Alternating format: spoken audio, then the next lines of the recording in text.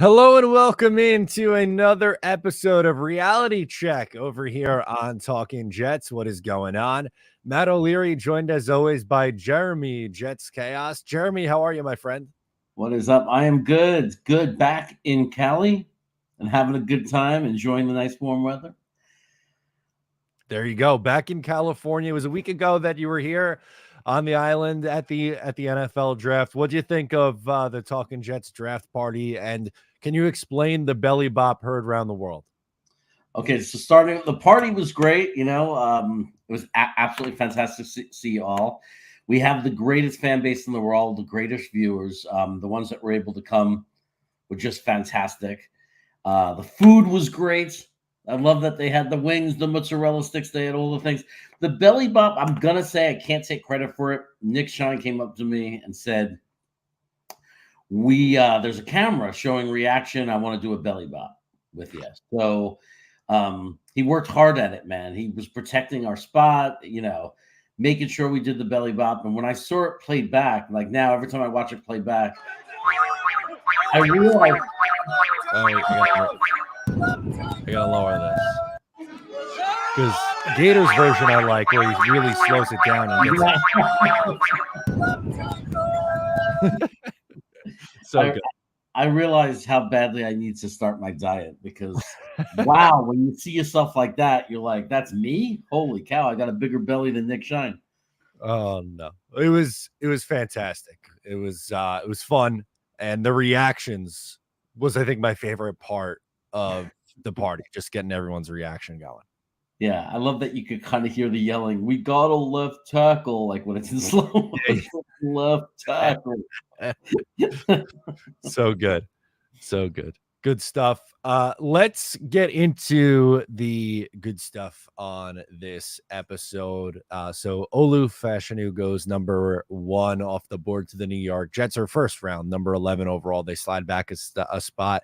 You've heard all the reactions and breaking down of the drafts by now. So kind of wanted to take a different approach for this episode. We were going to start with the thought of the Jets moving Fashanu over to guard, and then get into JD's strategy of drafting 2 running backs. But this kind of all started, Jeremy, with Aaron Rodgers on Thursday night. So he kind of goes on with Pat McAfee and is talking about Fashanu and just how much the Jets loved him and how it wasn't really a need, but they liked him and all that stuff. And then I've seen a few people put out like their projected starting 5, and they have Fashanu at left guard as the starter. I don't know about you, but that's not really something that I think the Jets are going to do, nor do I think they actually should do that. I don't think they should kick him inside to guard. Do you? I don't know if he has I'm not going to say definitely he doesn't. I'm going to say I don't know if he has the skill set and I don't know if his strengths are to be a guy that moves to guard. There are certain guys, people think it's just automatic that you can. If you could play tackle, you could play guard. It's just not true because guard is a little bit different. And when you look at Fashanu, he has quickness. That's why he's a great pass protector. He has great footwork, great quickness. I think he's working on his strength, though. That's why, one of the parts of his game that has to grow is run blocking. And if you're a guard, you have to be able to lock people up, push them around. And I don't know if that's where his strength is right now. No, I agree. I would not classify that as one of his strengths. Now, it wasn't a detractor enough for me to say I don't want to draft this guy, because I do think he is the best pass protector in this draft class that they got, at 11th overall. It was, there was conversation early on, even in the draft process in like January and February, that there's a chance Olu wasn't going to be there for the Jets at 10, and they were missing out on this guy because they won against Washington, or, that they won the last game of the year against New England. He ends up being there not only at 10, but also in the trade back down to number 11. But I do think like this is a guy they clearly view as a long-term left tackle. So I'm okay if they decide, you know what, if Morgan Moses gets hurt, you can go in and play on the right side of the offensive line at tackle. He practiced it at Penn State. I would think that he should get reps on the right side of the line in training camp. But I don't necessarily want to mess with moving him inside to guard and having him learn his own thing. To me, I think it's a little bit different than, left tackle, right tackle versus moving inside to guard. Yeah, it's just not that simple, as simple as people think. And it's just that simple. He is a tackle. That's what he's built to do. That's where his strengths are. And I agree with you too that he will grow against, like, he should have, just so people know, because a lot of people are saying he can't block against the run, and that's not true either. No. It's just not how he made his money. That's not how he ate. He didn't get his reputation by run blocking. It doesn't mean that it's a weakness or it's bad. It just means that it's not his strength. And he also showed a lot of improvement from 22 to 23 in his run blocking. So we have every reason, just so fans don't panic, to believe that Fashanu will develop into a very good run blocking tackle. It's not something that we should be panicking about, saying, well, why did we draft him? It's just that you can find a critique or find a growth for almost every player in the draft. Yeah, absolutely. And that's the thing. There is no perfect prospect, but it was very evident even in the Jets flight or One Jets Drive, whatever they're calling it. I don't know, the documentary series that they put out, the most recent episode with the look inside the draft room, which was really, really cool. But Joe Douglas talks about how long they've been keying in on Olu, and they've liked him for like 3 years now. They said that he was playing in a bowl game, and they were like, who's this left tackle, this young left tackle that's standing out? So this seemed like an obvious, we're just going to get our guy after the board broke, where you weren't able to trade up with Atlanta because they stuck and we're taking Penix at number 8 overall. And they're like, all right, if we can't get up for Rome or Malik Neighbors, whoever, we're perfectly fine taking Olu. Yeah, it's amazing how things change over time too, right? Because throughout the process from January all the way to April, we talk ourselves out of into things, and yet when the season was ending and during the whole entire season, it was always about 2 tackles that people talked about, actually 3, but the 2 were Joe Alt and Fashanu. And then Latham was in the top 10 and a lot also, and he seemed to fall back to where he belonged in the top 10. But Fashanu was always up there. And the reason we liked him over Latham, at least I did and a lot of people did, was for one reason, and that was because he could play left tackle, and that's what we needed for the future. So that was why everybody, for most people, preferred him over Latham just for that purpose. He's a left tackle. So I feel great about it. I think people forgot and kind of freaked out, but they forgot this was a guy that was considered a top 6 pick, top 7 pick that we were screaming about because we thought by winning and beating New England and the Commanders, we thought that we had played ourselves out of contention for him. Right. Exactly. For a lot of, mock draft season throughout the, the regular season in the NFL, Olu was going top 5. Like, this is someone who was, once looked at as someone who's going to go top 5. His draft stock fell, and there were mocks that even had him going closer to 20. But moral of the story, really good tackle class, and they get, as we've said, arguably the best pass protector from it. Wanted to get some thoughts from the chat that we could react to. Alan's hanging out with us today. What's going on, Alan? He says, please don't move Olu to guard. If that was the case, I would have drafted 𝐀𝐮𝐫𝐽 instead of Isaiah Davis on day 3. In the second half of this episode, we're going to get into more detail, the Isaiah Davis pick and taking 2 running backs, but agree with the point that Alan's bringing up with don't try to get cute with it. You drafted someone who is a really, really good pass protecting tackle. Like, why are you trying to mess with that? Absolutely. It's a good point. It was a very deep draft for interior offensive line. If we were concerned, we would have addressed it. I honestly think that, keep your eyes open for some kind of signing. Like, I'm shocked that we haven't already signed Conor McGovern. Maybe it has to do with his health. I don't know. I would have expected him to already have been signed by now, but there are a few other guys out there. I don't think they're too concerned about guard, and that's why they went with Isaiah Davis. Yeah. No, absolutely. So again, we'll get more into that in the second half, but Johnny's hanging out. He says, chaos, my dude, what's going on? And then follows it up with, Matt, you've been everywhere today. Yeah, busy day. Thursdays have become my busy day. This is stream number 3 so far today. It's only 3 o'clock. So we still have a lot going on. I like it. This is my favorite comment of the stream so far from our guy 𝐻𝐿𝐫𝐞𝐞. What names will Jeremy screw up today? Just try to get me to say the name of the backup quarterback we picked. Tyrod or Jordan Travis? Thank you for saying Jordan Travis, because to me it's Travis Jordan, Jordan Travis. I cannot get it right. I ruined that one. Okay. Yeah, you gave it away. You told me. I gave it away. There will be. We'll get there. I'm sure. Absolutely. We'll get there to one. Blitz Crew. What's going on, Blitz Crew? He's a legend of the chat. Says, let Fashanu focus on becoming an awesome left tackle. We have starting guards, just need interior offensive line backups, which I guess let's start there. How do you feel about the Jets starting interior? So from left to right, left guard to right guard, you obviously have John Simpson, who you just signed, Joe Tippmann, who you took in the second round last year, and Elijah Vera-Tucker going back to guard. Obviously, I love it. Vera-Tucker is fantastic, and he, just having our guy back, having Moses back, he's fine, he's strong, on that side. So we're good there. I love Tippmann. I think he's going to develop into, one of the better centers in the league. No question about that in my mind. Obviously, we got a Pro Bowler at left tackle. So then when you look next to him and you see a guy who's just a beast, he's just such a beast against the run. He's just such a finisher, and he's a nasty player, and I like that. He reminds me of and I'm forgetting his name. I always forget his name. The guy we had from the Steelers for a while, that we got from the Steelers, that played right guard for a while for us for a couple of years, about a decade ago. He's a nice, nasty player, but I love those. Willie Colon. Willie Colon. Yeah, I love those nasty kind of guys. And Simpson, also, what I like about him is he played 17 games last year. So, knock on wood, that he doesn't get that jet jinx, and we can get 17 games out of him.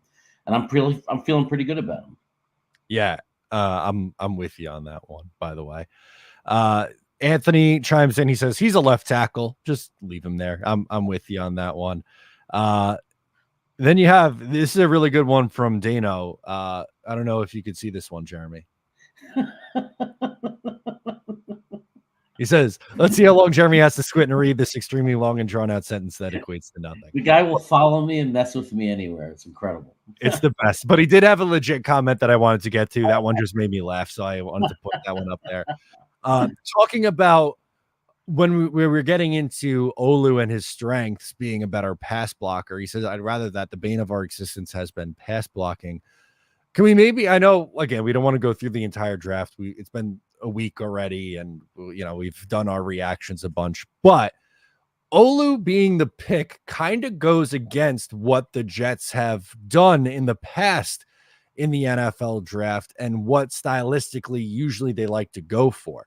I thought of Fuanga, who is more of a right tackle, but plays with the nastiness, is more of a run mauler and stuff like that. I feel like that's usually the Jets type on the offensive line. And to go with the pure skill pass protector was a surprise, but a positive surprise. I want to make it clear. Yeah, I think it's about time that we, protect the quarterback. We have not been nice to quarterbacks in our history, and it's time that we change that priority. So, get the more marquee position, get the left tackle.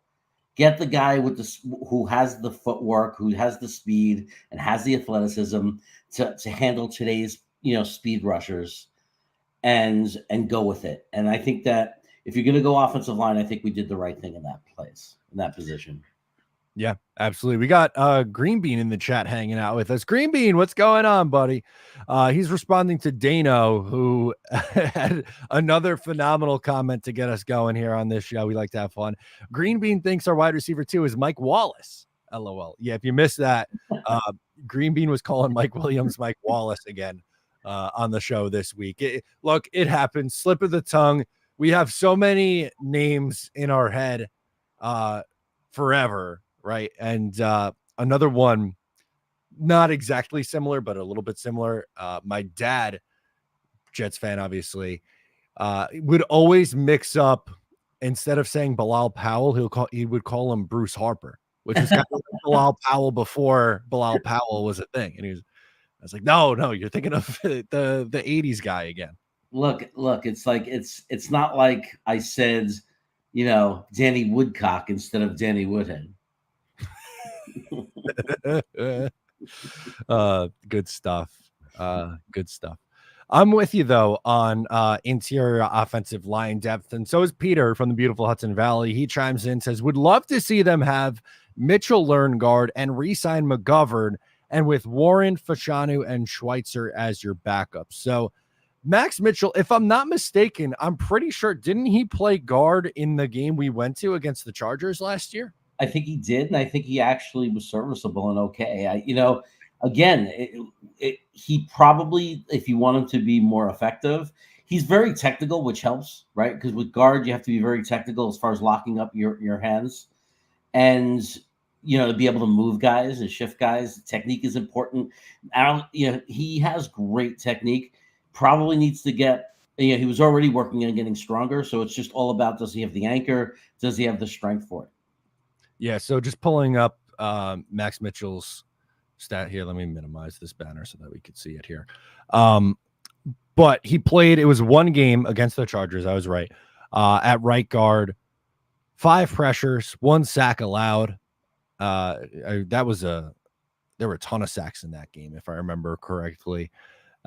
He was playing a majority of the year at right tackle, did play 1 snap at left tackle in week 3. I believe Mackay had to come out for a play, so they brought in Max Mitchell. But an unfortunate down season for Max Mitchell in year 2 with the New York Jets. At guard, maybe he does have a future there. It wasn't his best game of the season. There really weren't all that many good games for him. He was okay against Denver and Philadelphia, and then it kind of fell off after that. So wonder what the plan is there with Max Mitchell this year.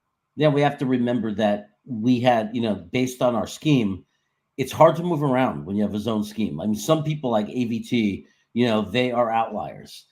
So sometimes it's not just physical ability, but it's just the ability to, the mental ability to know all the assignments and be in the right place. He was also, working with backup players also. So that was a big problem for all of them individually. And we've seen guards that play much better when they're playing with more solid players by their side. Laken Tomlinson's a great example. He was a much different player when he had, an all-pro tackle playing next to him in San Francisco. Yeah, that makes a huge difference there. Jets for life. Thank you so much for the super chat. We appreciate you.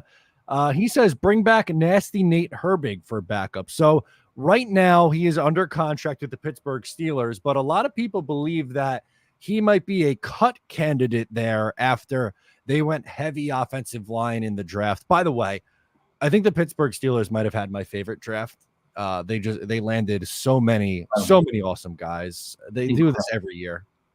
I feel like I have a connection to the GM of Pittsburgh, because this is like the 3rd year in a row. But this year more than ever picks my draft. Like, if I was sitting in the seat, I would have made this, and I have a really good friend, a very close friend who's a Pittsburgh fan and who lives out here, and he doesn't follow like we do. He loves the team, but he's not an off-season fan.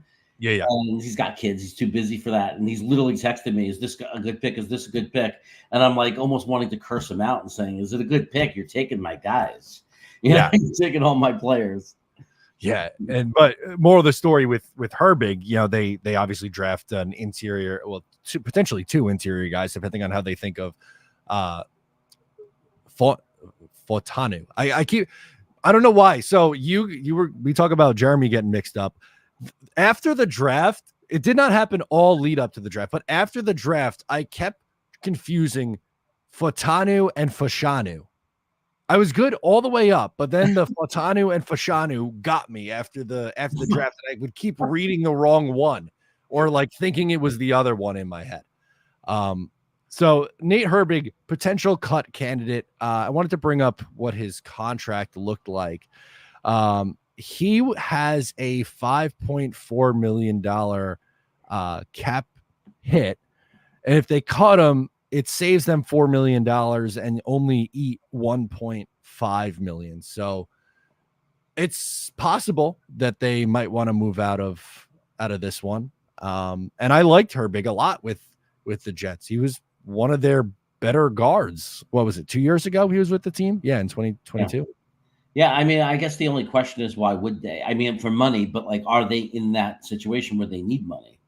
Do they need to clear money? Like, why would they want to create a problem for them and not have depth? And that's just the only question is, do they think it's too much money to pay a backup and they want to get rid of them? But I don't know. I don't count on those things. It hasn't happened yet. We certainly can't wait for it to happen. I think we have to kind of move on with, the assumption that we do need some depth, on the inside.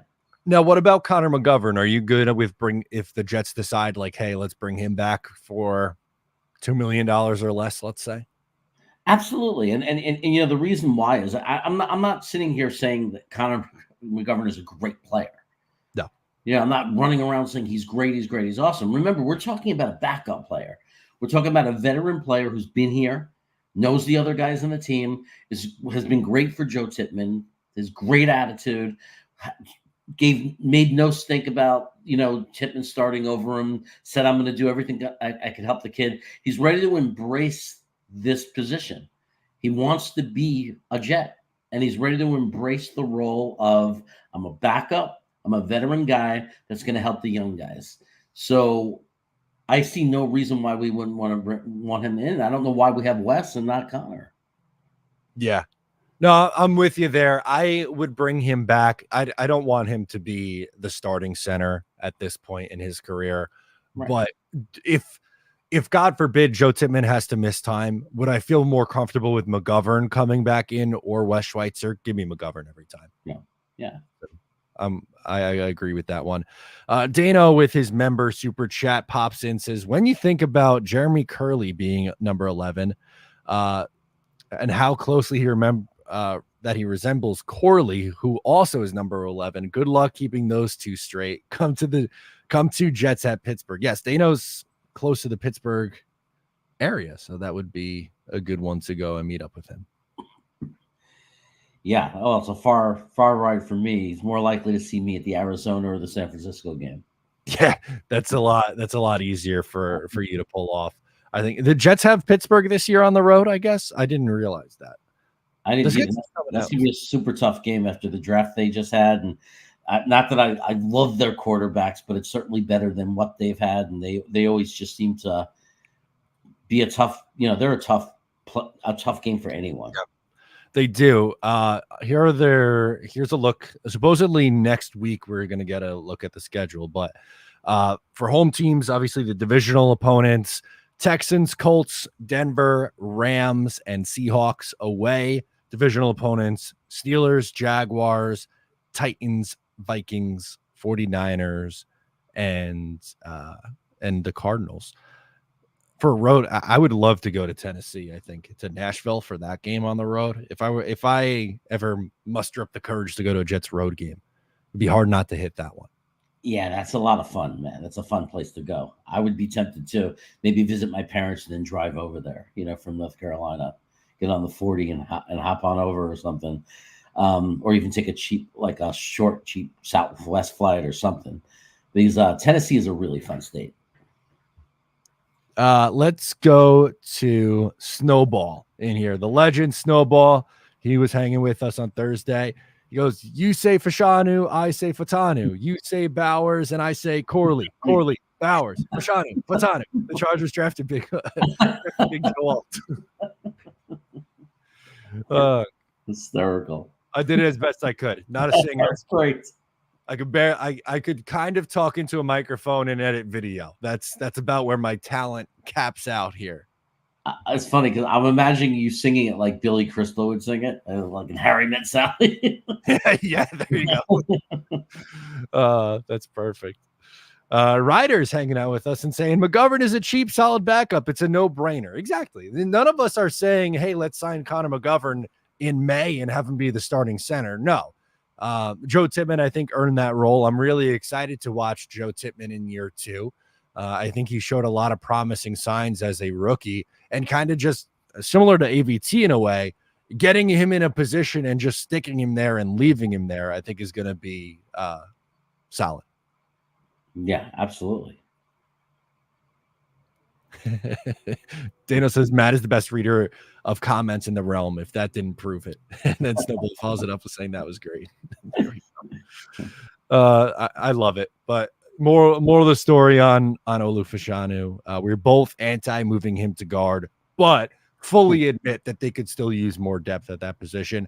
Connor McGovern, most likely. Nate Herbig, I think we would both be a fan of if he became available. Absolutely. Are there any other names that really jump out to you for like external free agents? Not as I know there are some. I haven't followed that. I'll admittedly say I can't follow everything, but I know 𝐻𝐿GO has a couple that he likes. I trust him, so there's definitely a couple out there that 𝐻𝐿GO has talked about. So I'd be all about it if it happened. Absolutely, still something that they need to do. Andreas Pete, Dalton Reisner, names like that are pretty common. You want to get into the Jets draft strategy of going to running backs now? I think we did enough on Olu. So what was your takeaway on the Jets going back to the well on running back after drafting Braylon Allen in the 4th round? I was shocked. Because of guys like Mahogany, because there were guys still on the board that I really liked. There were still defensive tackles. One of them we ended up getting. One of the guys I would have been perfectly happy picking in that spot, we have as an undrafted free agent in Leonard Taylor. So I was just really surprised. I love the player. We were talking about that player. We all had him in a bunch of our mocks when we couldn't get Braylon Allen. He was one of the guys that would be there in one of those later picks that we had. Just as a power back, he's compact, he's strong. His highlights are great. He's not a home run hitter in that he's going to explode and leave everybody behind him, but he's a powerful guy. A 3rd and 1. This is a guy who kind of like your replacement of, we haven't had that. I don't know if maybe if you want to say Ty Johnson, like a guy that you could just 3rd and 1 give the ball to and have him smash right into the line of scrimmage, and try to get you a yard. So I was, I like the player. I was just shocked that they went with 2 running backs. It was the last thing I expected. If they could have taken so many different positions, like 2 wide receivers, 2 safeties. Like there are so many different positions that would not have surprised me as much. They could have taken another tackle. Any of those wouldn't have been as surprising as 2 running backs. Yeah, I was going to say that's probably the last position. Like if you told me before the draft, Joe Douglas is going to take 2 of one position, what is it? Do you know how many guesses would you go through before you guess 2 running backs? That's got to be close to the bottom. No? Yeah, I mean it was mind blowing when they took him. I mean, I started it was surprise. It wasn't anger because again, I like the player, so it's hard to get mad when they take a player that you like. One of the guys that actually stood out, during the whole off season that we were always talking about and watching. So I just couldn't believe the position thing. And then, I thought about it and realized if you look at our room, if they pan out and they translate to the NFL, it's a really well-rounded room. Like, you have your power back, you have your Breece Hall fill in if Breece Hall's, knock on wood, go out for a bunch of games. That's Allen, right? That's going to be your RB2, the guy that when Breece needs a rest could be not the same exact player, but I could see becoming an RB1 that does a combination of everything. He can make big plays. He can escape, and slide through, but he also is kind of powerful. And then you got your 2 guys that one's specifically power and the other is specifically home run hitter. Change the pace home run hitter with Izzy. The only thing, so I'm going to be honest with you. I'm not really a big fan of the strategy of drafting 2 running backs. And it's not, I don't want to hold anything against Isaiah Davis because that would be unfair to him, I think, because, if they didn't go with Braylon Allen, I think, Green Bean had him as like his next best available option for what the Jets are looking for. He's kind of redundant in a way to what Allen's going to do in this offense.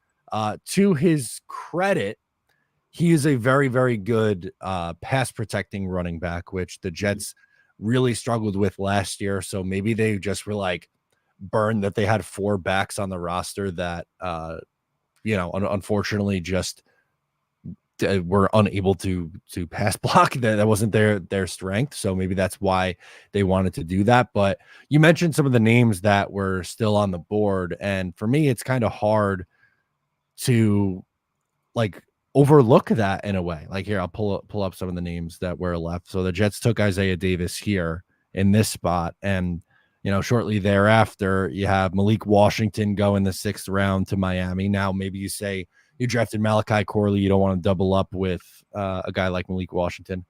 All right, that's fine, but Makai Wingo is up Kai there. Wingo, another great example right there. Christian Mahogany goes later in the 6th to Detroit. Yeah, here he is. Like my preference would have been going that route. It lessens it. You know what lessens it for me? That they were able to sign Leonard Taylor. Yeah, for sure. Because that's someone who you thought maybe could have went in that window and is a position of need on the interior defensive line. Yeah, we'll be talking about him on Monday on Talkin' Jets. So okay, we're so get ready for that, guys. We're gonna have a little bit of discussion about Leonard Taylor. Yeah, and the Isaiah Davis, I think I heard that they want him to kind of play a special teams role, but I don't really think he did a whole lot of that in college. So I think that would be new for him in the NFL. Yeah, I mean, I think that the more you talk about it, the more I think, and I remember it. I forgot this, that maybe Isaiah Davis is the fullback in their minds. Maybe he's literally going to be utilized as a fullback. I mean, he's such a powerful guy, so he could be your power runner. He's a great pass blocker. He might be your lead blocker. If they go two blacks in the backfield, maybe he's that other back to be the lead blocker. So who knows? Maybe that's the role they see for him or they envision for him. Entirely possible. Peter from the Hudson Valley says smash mouth backs means bye-bye Nick Bawden. I agree with that, by the way. Yeah. I mean, do we think Xavier Valade and Jacquizz Patrick scare anyone other than Brees and Izzy? Fair point. I would have said my rebuttal to that would be like, just sign a cheap veteran if you wanted to have a 4th running back in here. And it's a 5th round pick. I'm not going absolutely ballistic over it and saying that it was an absolute, abject failure of a draft because of it. I'm not going that far, but it is a little bit of a knock. And I think, Joe Douglas isn't without critique. You could say that he overall had a solid draft, which I think he did. I would classify it as a solid draft class, but day 3 got a little weird. The multiple trade downs in the 4th and then the doubling up on running backs, I think is worthy of the criticism. It was a surprise, and it was definitely confusing. I mean, and I think that's a really good point. We're not saying it's at the level of Atlanta, paying over $100 million for a quarterback and then picking a guy who's not going to start a game until he's 27 at the earliest. What they did in the 1st round, that's like their fans are probably still shaking, and rattling in disbelief. But we're nitpicking, but that's what we do. We're analyzing the draft, and we spent 3 months looking, 200 players deep, and we knew there were other players we liked, and we passed up on them to take a second, who's going to be a 4th running back, or I don't know, battle Izzy. But now we have these 4 young, we have Brees Hall and 3 young running backs, and it's just a surprise because you're right. For $1 million, they could have picked up a veteran. Yeah, and that's it. Yeah, we could already have an interior backup guard to develop, or we could have a defensive tackle to develop. So it's just kind of a question mark. What do you think of Peter's comment when he mentions goodbye to Nick Bawden? Do you agree with him? You think he's off the roster this year? I mean, there's no way that all 4 running backs and Nick Bawden are on this roster. I agree. I think they'll carry the 4 running backs. I think all 4 make it. They carried 4 last year, and they also carried Nick Bawden. I would be very surprised. If you want to go, Brees and one of the bigger backs, you could do that. If you want to have Jeremy Ruckert play like the H-back role or put him back there, I'm good with that as well. I think it's kind of a waste of a roster spot for Bawden, unfortunately. Yeah, they're not going to release Boa, for Bowden. They're just not, because he's special teams ace. So Tony, the GM's hanging with us. He says he's very high on Travis as a future quarterback. Are you surprised by that? His guy, by the way, Tanner Mordecai, UDFA to San Francisco. San Francisco 49ers. And that's a vote of confidence. Me and Tony like Mordecai. And I'm telling you, if there's any team that was going to pick him up as an undrafted free agent to validate us a little bit, it's the team that got Brock Purdy. It's the team that seems to know something about quarterbacks. So I'm just saying, although they didn't know much about Trey Lance. It doesn't surprise me at all, and I'm cheating with this because I know Tony. We've had a lot of conversations off air in our lives, and I knew very much that Travis was one of the guys that he liked, and one of the reasons he liked him was because when you pick a quarterback in the 3rd, 4th, 5th rounds, typically they're long shots. About 3.5% they're ever going to start and be a starter. And then you have a guy that has a reason why he was back there, a guy that may not have been a 3rd round or later, a guy that has shown potential talent to be, 1st, 2nd round quarterback, but he got injured. So we're in a position where we could let him heal up. There's no pressure on him to play for the next 2 years. And if he's super healthy, maybe they develop him.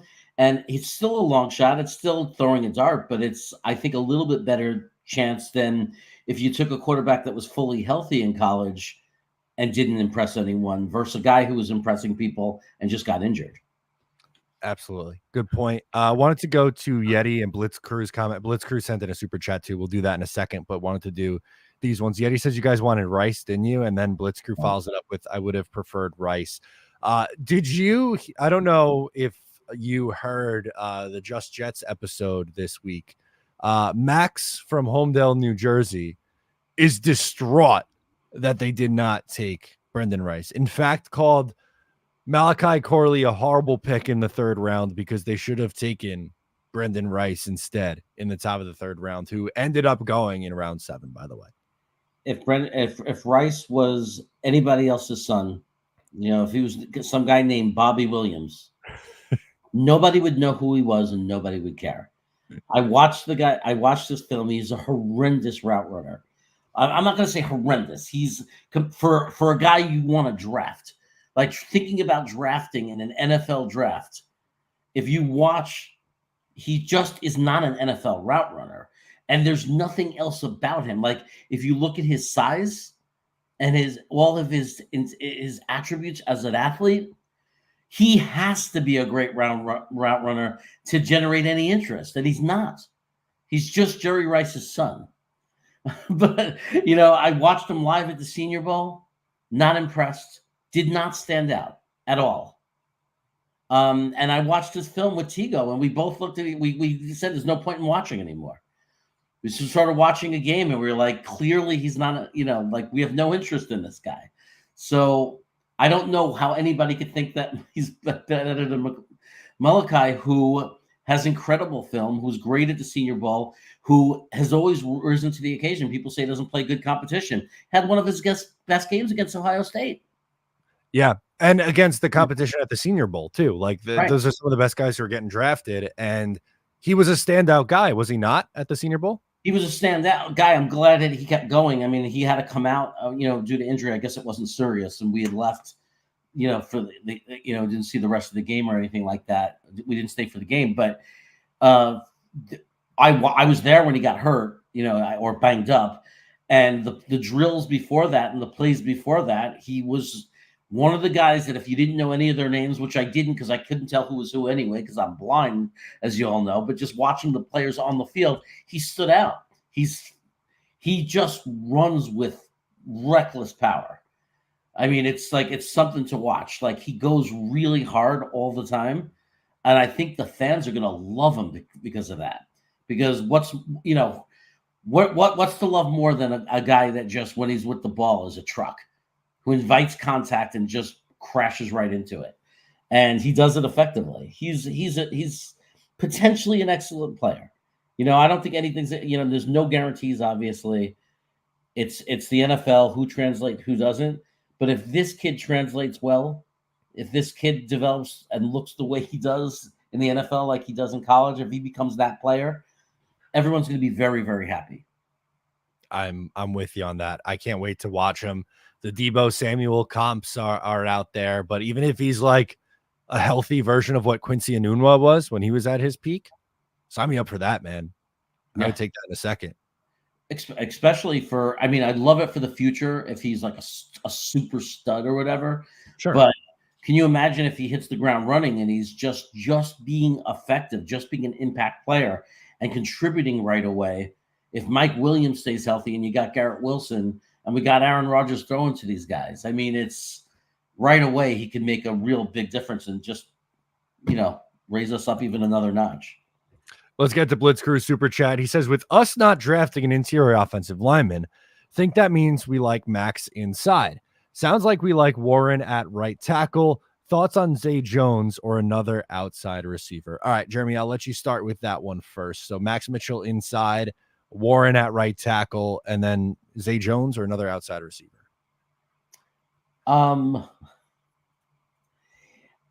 I think it wouldn't be a bad idea to get another outside receiver. I'm not going to flip out and be super angry, but I think it would make us a deeper, better team.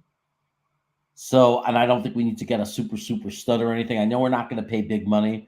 I would be surprised if we paid anything even over $4 million for any more free agents. I really don't expect to invest anything. I mean, it's possible $4 to $5 million, free agent, but I just don't think the money is there, and I don't think it's important enough to now start restructuring and start compromising 26, 27 even more than it already is. So if we get somebody else on the cheap, an outside guy, more depth, that's fine. Hopefully they don't have to play. Hopefully they never see the field. Yeah, that would be ideal, right? You're just kind of adding that for depth and hoping for the best. With Jones in particular, last year only played in 9 games, was banged up, 321 yards, 2 touchdowns. The year prior was his best year in the league, 825 yards and 5 touchdowns in Jacksonville. That's the kind of guy that I like. If you're going to add somebody, it would be someone along those lines for who I would think would be a good fit. Warren at right tackle, I think if they're in their heads, their perfect plan, I think, is Morgan Moses is the stopgap this year. Carter Warren takes over as a starter in 2025. And same thing with Tyron Smith and Olu Fashanu on the left side. Sounds like a plan. Right? Like, I think if everything goes right, like that's their dream. It's going to be dependent on how obviously both those guys develop, and more so probably on Carter Warren than Olu. But I think in a perfect world, that's what they're looking for to happen. And the Warren thing is, that's what makes championship teams that sustain over time. Those are the things you need to work out, because everybody's got a certain amount of money. Everybody got a certain amount of top picks. Obviously, you want your top picks to hit, and you want the money spent to be spent wisely, right? Everybody's equal there. What separates teams is when you get guys in the 4th round, 5th round, 6th round, even 3rd round that become contributing players on the cheap, kind of like Michael Carter II right now is for us. When you get guys like that cost you nothing, that are able to fill roles in a really strong way, that's awesome stuff. So Warren being able to come in, if he develops in year 3 next year, he comes out and, proves that he could be just a solid right tackle, might not be a superstar, but just solid. That's an incredible gift to us, because that saves us the money and it saves us the draft picks to have to go out and get one. And that's what a team needs to get the extra edge over other teams. JE says, so Olu is a backup with the thinking emoji, but that I think that's if you're looking at it as he is just a backup, I think that is a very short-sighted way to look at this, because the chances how many games, I'm going to ask you, Jeremy, how many games do you think Olu plays this year? I mean, if history has anything to do with it, he'll come in sometime before week 8 and play out probably 8-9 games. I mean, right. I was going to say 8 to 10. Maybe even the playoffs. Like, we might be in the playoffs, and if we didn't have Olu, we'd be playing with Carter Warren at left tackle or Mitchell at left tackle. Is that what you'd want in the playoffs if we're trying to win a Super Bowl? Right. Like I was going to say 8 to 10 games was going to be my suggestion. If he plays, or guess rather, if he plays less than that, That's a good problem to have. That's a first world problem to have. But I think he's getting on the field 8 to 10 games. I would be floored if Morgan Moses plays 17 games and you get 17 out of Tyron Smith. And let me be really clear. I hope he plays 0 games. Because if you tell me right now that Smith is going to stay healthy for the entire season and not miss any games, and on the other side we're healthy without missing any games, now I'm really thinking Super Bowl. Because the only holdback, the only thing that, like, the number one thing that makes me say or doubt Super Bowl, honestly, when you look at this team on paper, the number one thing, I'm not saying there's nothing else, but the number one thing is health of the offensive line. That is my number one concern, or just health in general, because of we're Jet fans and we've lived through this for so many times over all these years. That's my number one thing is health. So if you tell me that Tyron Smith and Morgan Moses are going to play all 17 games, that's one step closer for me thinking that we're going to win a Super Bowl. So I'm thrilled. And am I going to be upset about the Fashanu pick then? No, because I understand it right now. We need to protect this window of opportunity to win. We have not had 5 guys make it through a season forever. We've averaged 8 offensive linemen per season since 2015. We need the peace of mind. We need to know we have a guy who could come in if something goes wrong so it doesn't end our season. Right. I think that pick raises the floor of this team, because if God forbid there's an injury, then you have someone like Olu who could come in. If they took a Brock Bowers, I think you can make a case that it raises their ceiling more than taking Olu for just this season, 2024. I'm talking about. Absolutely. But there's significantly more variance because your first line of defense after that on the offensive line, if you lose someone, is Carter Warren, Max Mitchell, or praying that David Bakhtiari finally stays healthy for the first time in half a decade. Yeah, and the thing is, I would not have been angry if they took Bowers. I would have been just really concerned. Like I would be like, if they would have taken Bowers, I would have been super excited about the ceiling. I would have been like, oh my God, we could be ridiculous. Especially if they go ahead and they take Curly anyway, and we end up with both weapons. But I'd be super concerned. I'd be saying we're hanging on a thread, at the same time. So there was always going to be some sense of loss, no matter who we picked. For me, like, no matter who we picked, I'd be happy, but I'd also have a sense of loss because I to be honest, I mean, not to be greedy, but I just wanted both. I wanted Bauer and Fashanu. Right. Because, we were used to, it's not that long ago, the Jets had back-to-back drafts with 2 first-round picks. Yeah. So then you're kind of like, and the last time it was 2 top 10 picks. And then at that spot, it would be like, hey, why not get, take the offensive lineman and the pass catcher? Then Jets Twitter would have been happy. We wouldn't have fought for 3 months about That's right. That's right. Oh, goodness gracious. Rich B says Olu is first-year contributor, start in quotes a few games via injury, and he'll relieve old guys fourth quarter with 2+ score leads. Tyron does not practice. Great point. Olu's going to play with the ones in camp and in season. That's great. And then number 3, 2025 Jets don't spend $15 million for UFA left tackle, which is true, because if they didn't draft one, they would have been right back in the spot of where they were this past year, where they needed to find 2 tackles. And they got creative and traded for one, and then they signed Tyron Smith to a surprise 1-year deal. Now they're going to have one of those spots figured out. Yeah, as much as I wanted to win now, and I understand the feeling of win now, I mean, you can't completely neglect your team in the future. Like, do you really want to 100% just say, let's just not worry about the tackles, in the future of the team? I mean, even if you wanted Bowers and you weren't 100% tackle, you got to at least appreciate the fact that we've secured the left tackle position most likely for years to come. Oh, there you go. Rich B, Southern Jet, by the way. He clarifies. Okay, good to know. Welcome aboard, Southern Jet. Hater is hanging out with us. He goes, Jeremy, my brother, this is our year, the year of the Jets, LFG. Is this gonna go better than the summer of George, or is it gonna be a repeat of the summer of George? I think that this is going to be an incredible year for us. I really do. I I am feeling. I feel like everything happens for a reason, and I feel like I really am a believer in the story. Not to sound like a WWE fan, with Corey Rhodes, but I feel like this is Aaron Rodgers' time to finish the story. I really do. I feel like there was a purpose for all of this. I think that it was one last test for us as Jet fans last year. I think before the win, before we get what we finally want, that we needed to be tested one more time.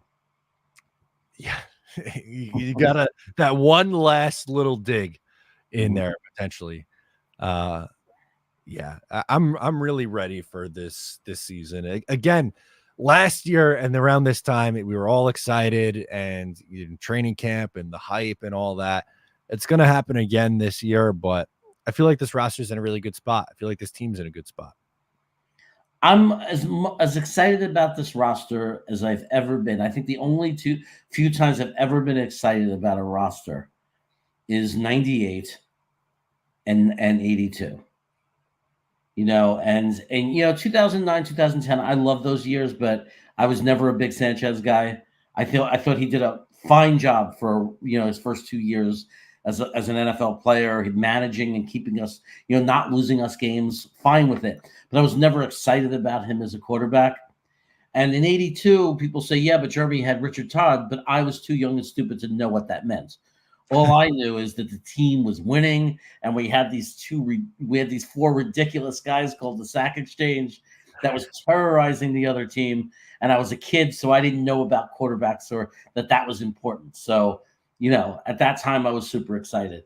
But really, this roster, I can't think of a time we've had an opportunity like this. If Aaron Rodgers is just anything like himself, he doesn't even have to be one of his better years, just an average Rodgers year. Take his last 4 years, combine and average them out. And if that's who he is this year, oh my God, this is by far the best roster we've ever had. Yeah, and the biggest difference between all those that you just listed off, all those great Jets teams and all those great rosters, whether you want to go even more, recent history, 98, 09, 2010, the most successful Jets teams of the last 25 years, Rodgers at quarterback makes a huge difference. With all due respect to Sanchez, as you said, he was actually pretty clutch in 2010 down the stretch in the regular season and in the playoffs, had some big throws, but not the same caliber quarterback. Even the biggest of Sanchez fans will say that.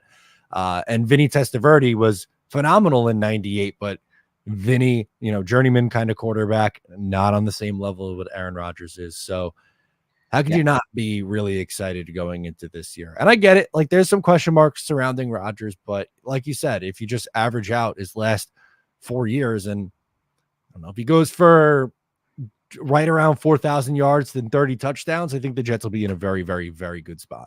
Yeah, even that last year in Green Bay with a broken hands, rookie receivers who kept getting hurt, even in that situation, even those numbers is as good as we've ever had. Yeah, which is sad, but yes, but it's just the reality, right? So, but I don't think I think that with Garrett Wilson and Mike Williams and and Breece Hall behind them, and I just and the defense that we have, I don't think that he's going to have that year that he had his last year with Green Bay. I'm not saying he's going to have the MVP years either. I really think we're going to get something in between, which is going to be great. Yeah, which is, again, still better than anything we've ever come close to seeing, watching this this football team. Do you know what I was thinking when just going back through the numbers, because his last year, 26 touchdowns, 12 picks, 3,700 yards, fine season, but not, elite or amazing. That's, closer to average.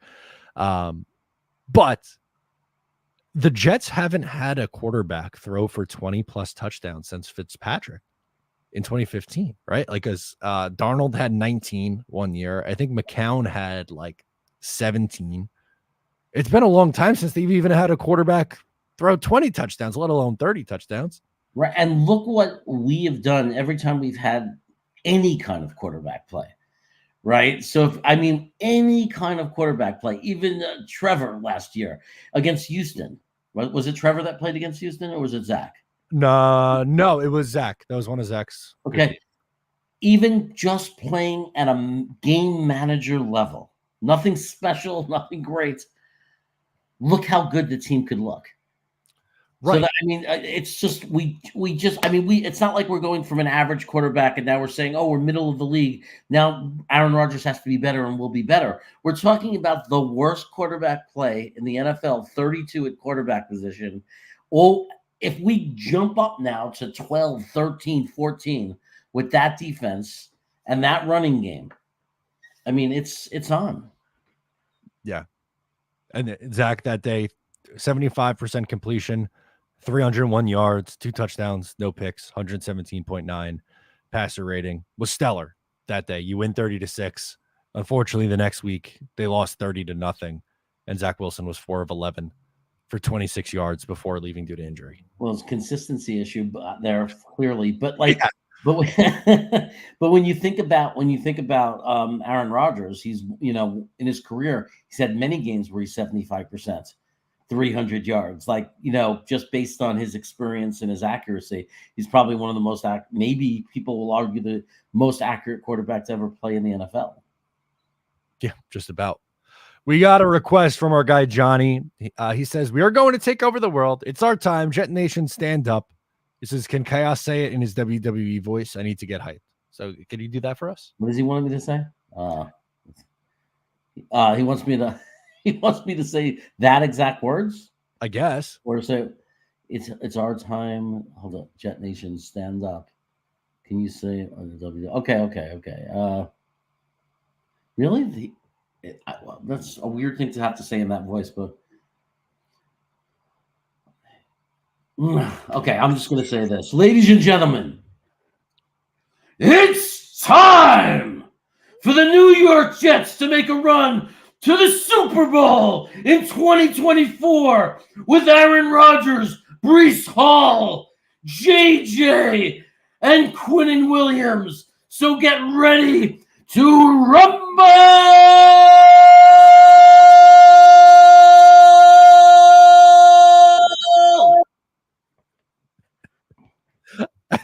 I think that's where we have to end the show. I don't know how we follow that up. I think that's just the perfect spot to call it. We're right at the 4 o'clock mark. Oh my goodness. Jeremy, that hour absolutely flew. Gator's in here. He goes, ouch. Dino says, Chaos Adele. Oh, so good. Jeremy, it's always a blast hanging out with you for an hour on Thursdays, chopping it up, giving us a little dose of reality here with the New York Jets. Always the best, man. You're the best. Absolutely. That'll do it for us. We'll be held on. Rich says my glassware just broke. Oh, phenomenal. That's going to do it. Special edition Jeremy Belly coming. Oh, boy. Guys, that's going to do it for us today. Thank you so much for tuning in to another episode. I'm Matt. He's Jeremy. And we'll catch you next time.